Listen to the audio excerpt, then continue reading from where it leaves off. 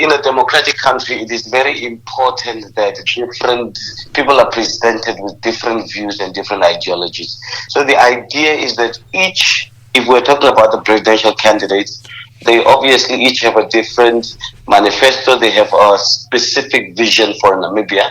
So it is important that people look at the different manifestos of these individuals and then determine which idea or which promise best resonates with the kind of Namibia they want to see. So of course it is important that there are more candidates, but of course as to the number of, are they too many or we can't speak to that, but we are glad that at the Namibia Institute for Democracy, people have a number of candidates that they can choose from. Well, what does the number of candidates tell us about Namibia's election environment? I believe the first thing it tells us is that Namibia is democracy at work, and that we as a country, we are very democratic in terms of our processes. It also tells us that there are people that are very passionate about development in the country and have presented themselves as candidates to be able to foster that specific type of development, which we believe is a good thing for a democracy like Namibia. Now, what would you say, or what do you make of all the 3 independent candidates that were rejected due to non-compliance?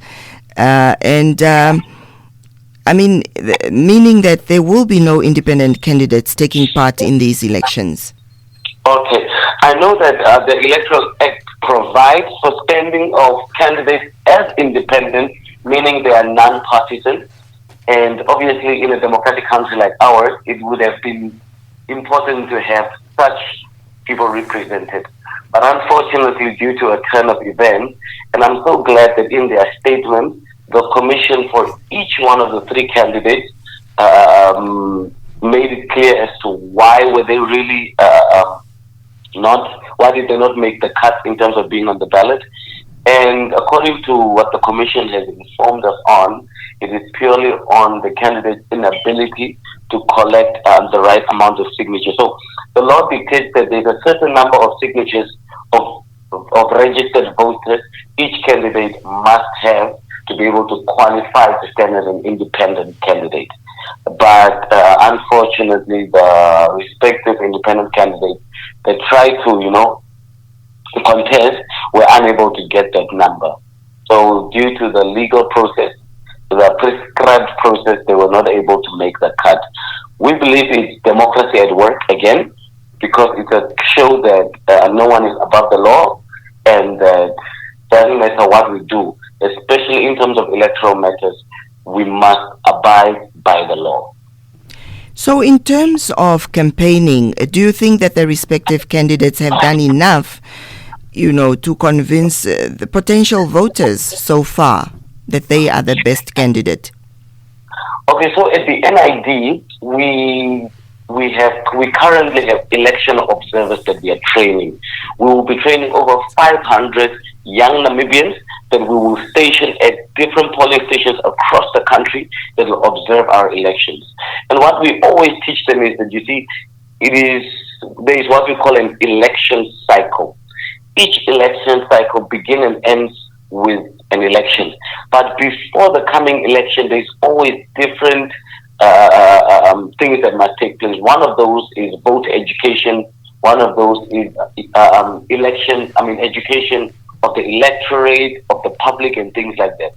So in our view, just looking at, of course, the landscape in the country, we think a lot of political parties have started campaigning very late, in the sense that as part of the election cycle, campaigning should be a continuous endeavor and not just done during election time.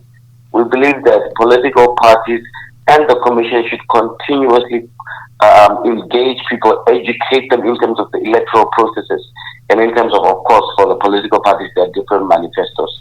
So we know that this is election year. They have begun to put a lot of effort in terms of their billboards, in terms of their radio interviews, in terms of their marketing on sharing their manifestos and things like that. but we believe that voters should continue to be engaged even right after elections, just so that they can be more educated in terms of what they expect from a different political party, whether that party is the ruling party or the opposition parties, but more effort just needs to be put in to educate people even after elections. So, in actual fact, what you are saying is that now that the party or the candidates have been confirmed officially, there's still a lot expected from them. And what are exactly these expectations? The expectations are that people should be more educated in terms of why they are voting for who they will be voting for. You know, there must be a clear education of ideology.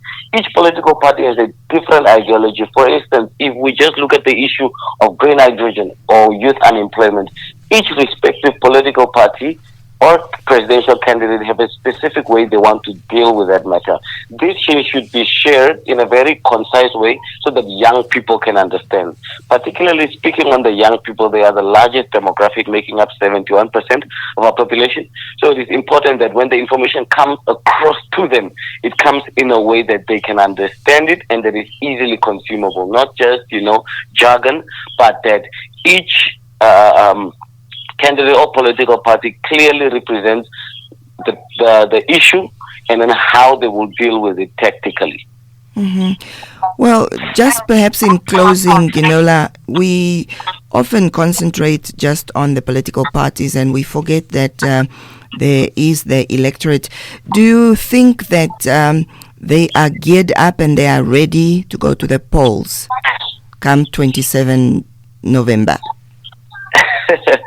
You see, in Namibia, the political landscape often changes a lot, So there is a determination that we cannot make. We can obviously speculate and hope that we have at least over 90% of the registered voters to turn up, But we have never seen that since our very first election in 1989, was it?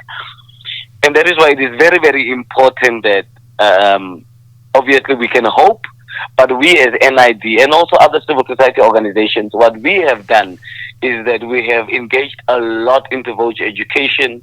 We are doing social media campaigns. We are having different university and community dialogue events, engaging with social media influencers, just so that we can get the word out there, because we have crossed the first line, which was get young people to register. But then the even bigger plight is that young people should vote. But of course, we continue to push people, we continue to put information out there, we continue to educate, especially even this month, we will up our game, we will do more. But we can only hope that more and more young people do turn up, do participate in the elections. But we cannot sort of speculate how that turnout will be. But our hope and prayer is that we have at least over 90% of the registered voters that turn up to vote. We look forward to doing more of these so we can continue to educate young people in terms of the election cycle, why it is important to vote. And of course, we also encourage them to participate to vote, because their vote will determine the next government. And basically, the next government will determine the next way of life for the next 5 years. So even in terms of policy, the economic climate, that is what voting means. And that is why it is important for young people to participate, so they can sort of have a say, have a voice into how the economic and social climate of Namibia will be after this election.